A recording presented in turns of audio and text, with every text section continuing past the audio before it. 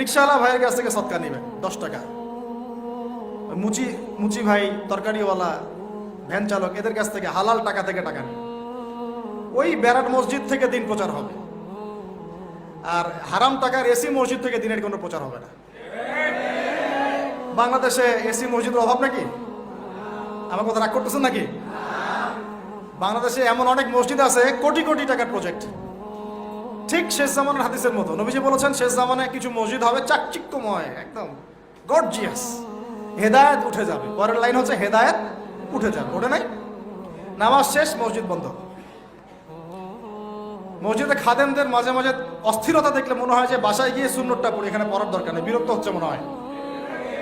নামাজ শেষ হওয়ার পর তাড়াতাড়ি এসি বন্ধ করতেছে, লাইট অফ করতেছে, ফ্যান অফ করতেছে। ভাই তাড়াতাড়ি যান, তাড়াতাড়ি যান, বিল উঠতেছে। আল্লাহ আমাদেরকে বোঝার তৌফিক দান করুন।